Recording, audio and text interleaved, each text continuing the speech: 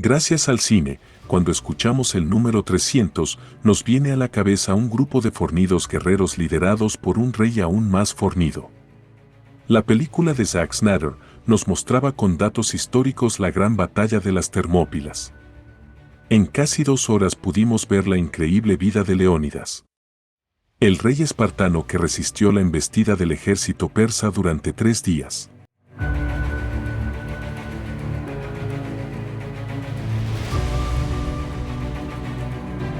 Sabemos que Hollywood tiende a exagerar la mayoría de películas históricas y con la de 300 no iba a ser menos. Siento decirte que es poco probable que Leónidas estuviera tan musculoso ya que en esa época tenía casi 60 años. En el siglo V a.C., la ciudad de Esparta era una de las más importantes del estado griego, junto con Tebas, Corinto y Atenas. Pero se hacía diferenciar por cosas como que Esparta no tenía murallas. Al estar rodeada de montañas se pensó que no hacían falta. Esparta era una ciudad donde su vida estaba orientada a la guerra y la vida militar, cuando para el resto de ciudades no era algo necesario y dedicaban casi en exclusiva a la vida mundana de la época. Las madres espartanas decían a sus hijos al partir hacia la guerra, vuelve con el escudo o sobre él, en referencia a que mantuviesen el honor y no se rindiesen nunca aunque con ello perdieran la vida. Nada más nacer, el niño espartano era examinado por una comisión de ancianos que determinaba si era sano y bien formado. En caso contrario se le consideraba una carga y se le conducía al pie del monte Taygeto donde se le arrojaba a un barranco. A los niños espartanos no se les ponía pañales para que se acostumbraran al sol y al frío. Los dejaban solos para que no tuvieran miedo a la oscuridad y no se les permitía ningún capricho. Los padres no educaban a sus hijos, ya que a partir de los 7 años, los niños pasaban a depender del Estado para recibir una instrucción muy dura que incluía raparse la cabeza, caminar descalzos, recibir solamente una capa por año y casi nunca se bañaban. Ya a los 15 años les era permitido dejarse el pelo largo por ser un símbolo de hombre libre. Todo lo que fuera necesario para convertirlos en soldados perfectos siendo una unidad militar infantil. Recibían tan poca comida que estaban obligados a robarla con miedo de ser descubierto por sus mandos y que éstos los castigaran. No por robar sino por haber sido descubiertos. Aprendían a leer y escribir, el manejo de todo tipo de armas, disciplina y sobre todo a ejercitarse físicamente. Las niñas espartanas no iban a ser menos, pero a ellas se las instruía en atletismo o en la lucha. Su objetivo no era el de crear guerreras sino madres que engendraran a hijos fuertes. Para ellas los sentimientos eran una inutilidad, su principal actividad era el de tener hijos que se convirtieran en guerreros.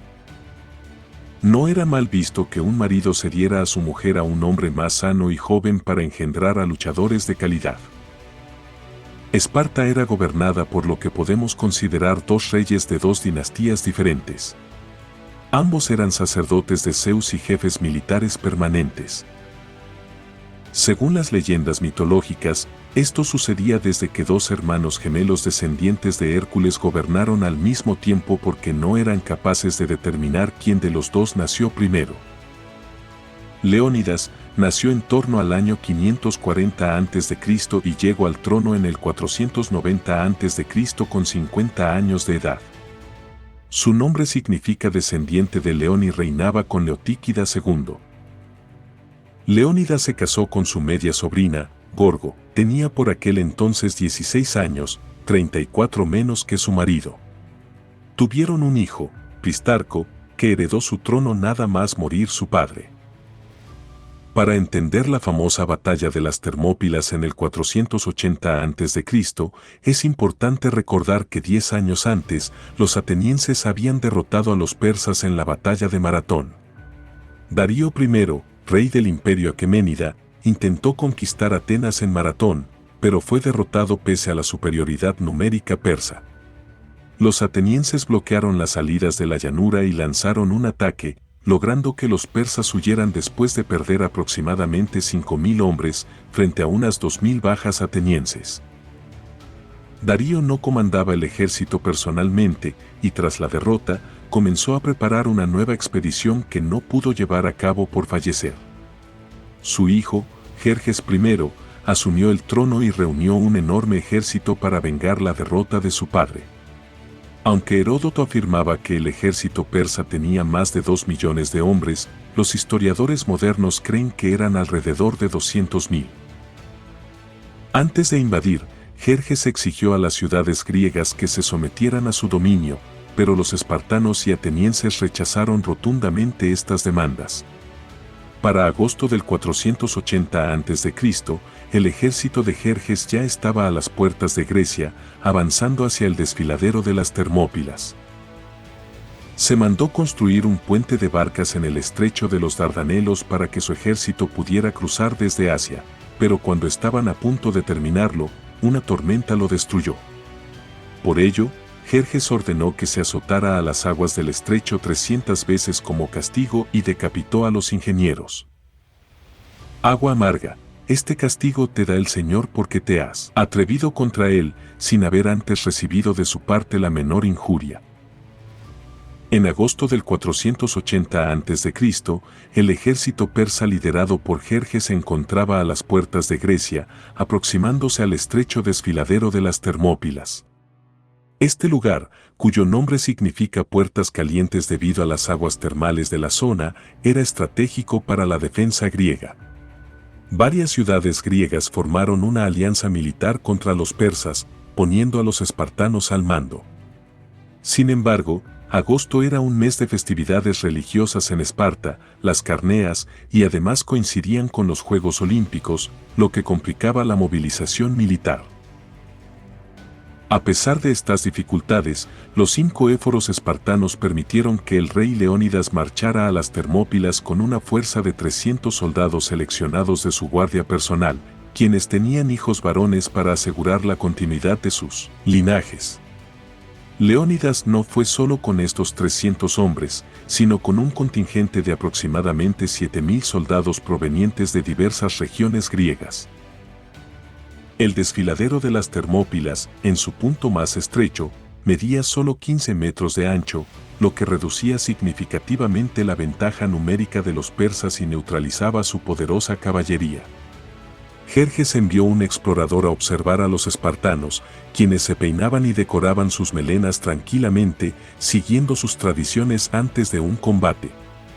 Jerjes ofreció tierras fértiles a los espartanos a cambio de su rendición, pero Leónidas respondió desafiantemente, «Ven y tómalas». Durante los primeros días de combate, los persas no lograron romper la defensa griega. Primero, enviaron tropas de infantería ligera equipadas con armas menos efectivas que las de los hoplitas espartanos. Luego, lanzaron a sus mejores tropas, los inmortales, pero también fueron derrotados. La situación cambió drásticamente cuando un griego traidor, Efialtes, reveló a Jerjes la existencia de un sendero secreto en las montañas que permitía rodear la posición griega.